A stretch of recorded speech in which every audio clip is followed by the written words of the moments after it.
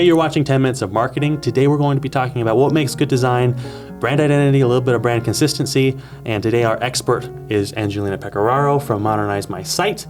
Tell us a little bit about yourself and about your experience in the marketing industry. Absolutely. Well, thank you so much for having me.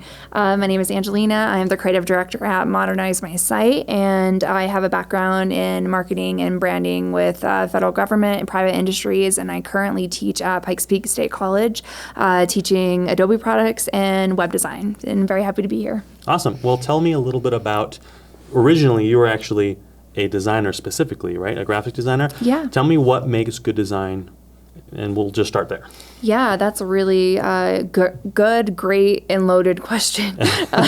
What makes good design? I think there's graphic design rules that you need to follow to make to have any design be good. One being negative space, two being typography, three being the right colors. Really, it's kind of it's a lot of moving pieces to see if it all fits together well. But really, just following the basic graphic design rules that most graphic designers will know once they go through school. So awesome. Well, what's so important for businesses in using good design instead of just throwing something together? Yeah, really great question. And I see a lot of really bad logos come through. People have gone to, and I'm not knocking Fiverr. Fiverr sometimes does work, or Upwork. So there's actually some really good options on there, but you just have to know what you're looking for. And I see a lot of like low resolution logos coming through for websites and just terrible font choices, or one of the worst things I see is like, oh, my cousin made it. And, you really should get a professional graphic designer. And it's really because it's going to speak to your professionalism of your brand. It will make people take you seriously. And that's why you should take this seriously. Well, that's perfect because it gets into my next question. How will good design transform businesses? Yeah, absolutely.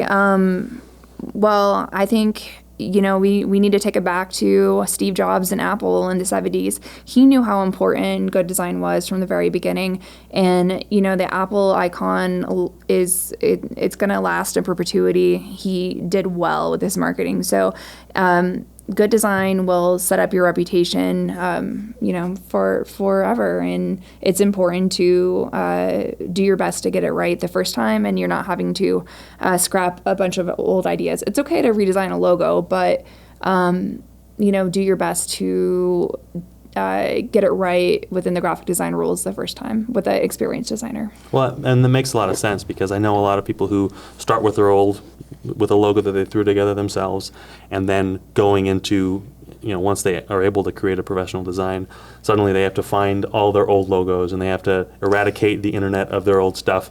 That's actually going into the next part. I wanted to talk about brand consistency and why is it important for businesses to have one brand and a brand that's common over all their marketing? Yeah, that's a really good question too.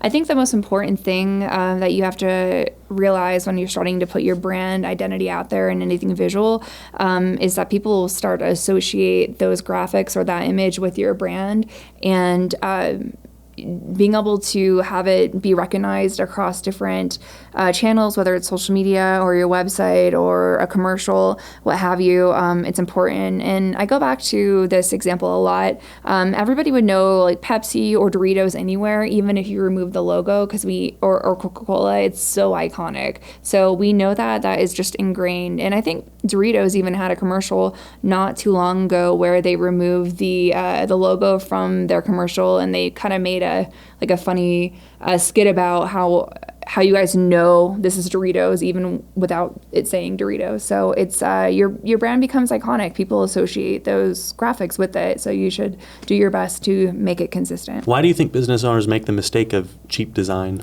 Yeah, that's a great question. I think there's not a whole lot of value seen in the design world, and they also maybe don't know where to go. So really just the old adage of you buy cheap, you buy twice.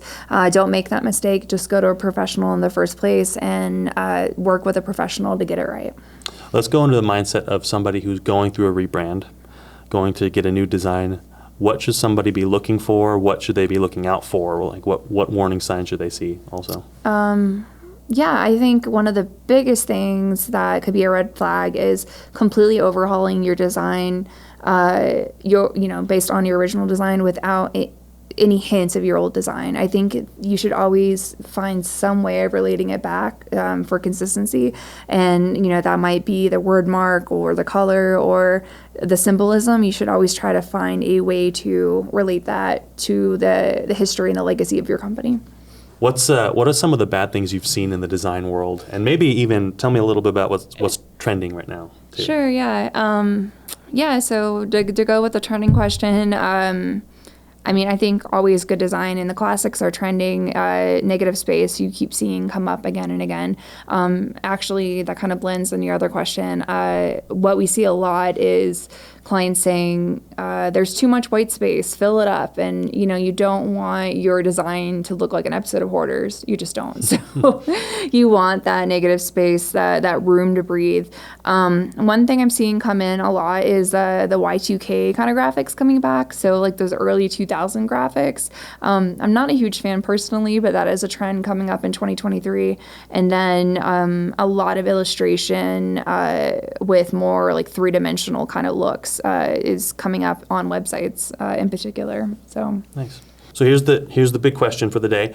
What can viewers, business owners, marketers, marketing professionals do in 10 minutes this week in order to help improve their brand identity or presence? Yeah, and really great question. It's always nice to have actionable advice.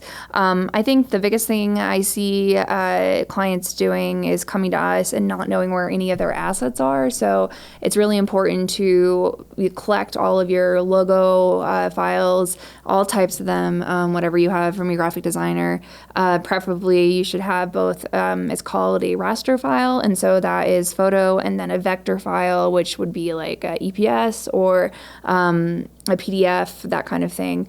You should also collect any colors that go with your brand identity, and then also any typography in graphics, icons, basically any repeatable graphics or colors or logos that you use often should all be in one folder and making it easy to access anytime you are working with professionals that may need these. Absolutely. I work with tons of clients who give me a really bad logo, and it's like, I need so much more than this. I need Yes. vector, I need your hex codes. Having all that stuff together, especially if there's like a brand guide created by a professional designer, it's wonderful. Yes. So I want to thank Angelina for being on our show today.